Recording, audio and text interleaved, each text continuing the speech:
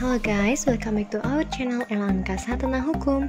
Di video kali ini kita akan membahas terkait aliran-aliran praktek ilmu hukum.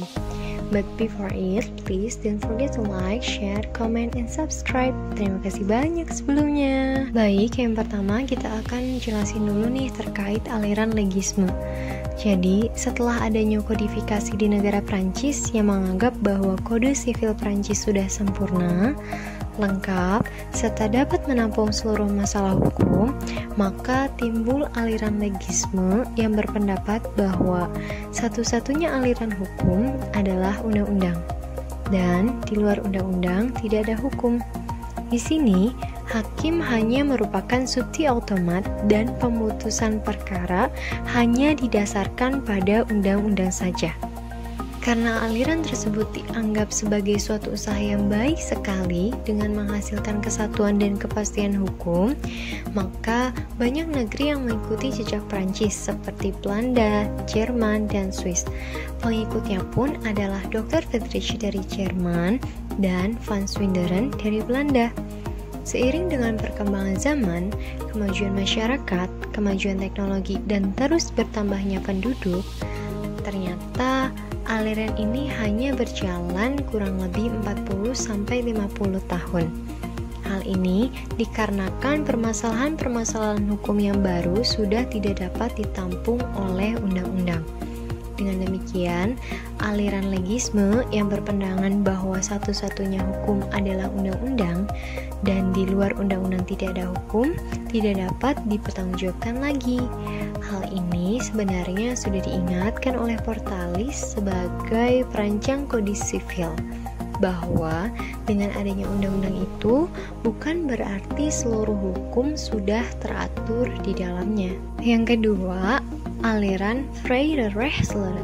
Aliran ini lahir pertama kali di Jerman dalam pertengahan abad 19 sekitar tahun 1840 oleh Hermann, Eugene, dan Oskar Blau, masing-masing dalam bukunya yang berjudul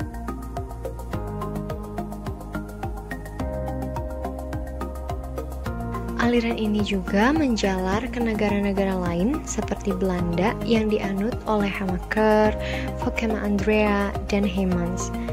Adapun tujuan dari aliran ini adalah yang pertama, memberikan peradilan sebaik-baiknya dengan cara memberi kebebasan kepada hakim tanpa terikat pada undang-undang. Yang kedua, membuktikan bahwa undang-undang memiliki kekurangan dan kekurangan-kekurangan tersebut perlu dilengkapi. Yang ketiga, mengharapkan agar hakim dalam memutus perkara didasarkan pada keadilan. Lahirnya aliran ini dikarenakan melihat kekurangan-kekurangan aliran legisme yang ternyata tidak dapat memenuhi kebutuhan dan tidak dapat mengatasi persoalan-persoalan baru. Aliran ini juga merupakan aliran bebas yang hukumnya tidak dibuat oleh badan legislatif dan menyatakan terdapat hukum di luar undang-undang. Berbeda dengan aliran legisme, di mana hukum terikat sekali pada undang-undang. Maka, hakim dalam aliran ini bebas menentukan atau menciptakan hukum.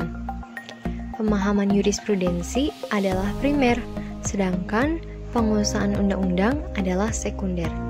Di samping itu juga terdapat hakim benar-benar menciptakan hukum or judgment law karena keputusannya didasarkan pada keyakinan hakim.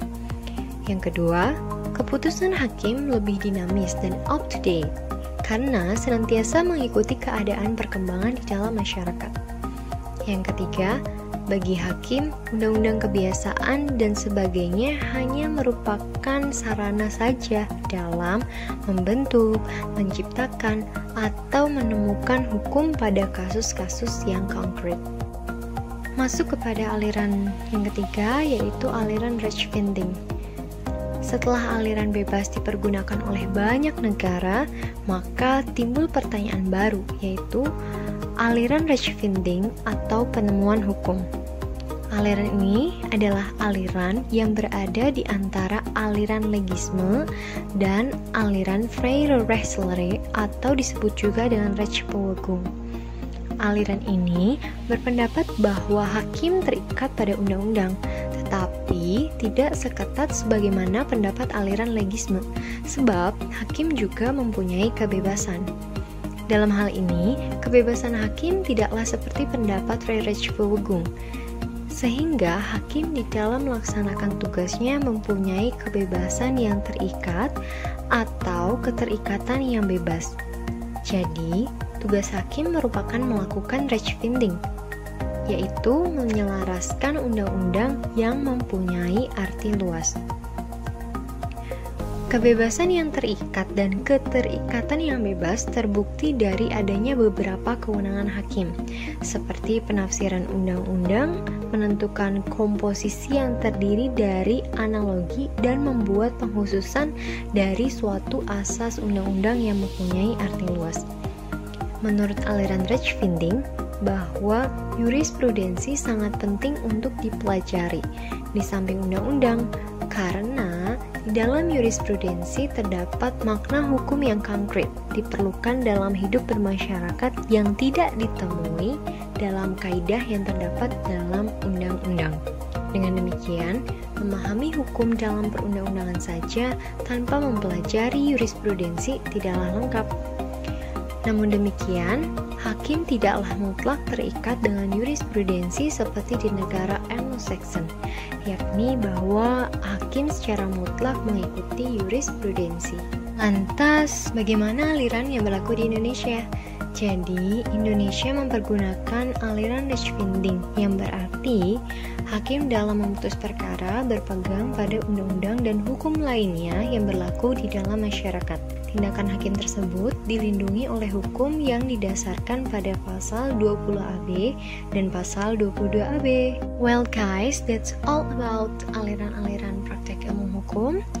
Please don't forget to like, share, comment, and subscribe. Thanks for watching!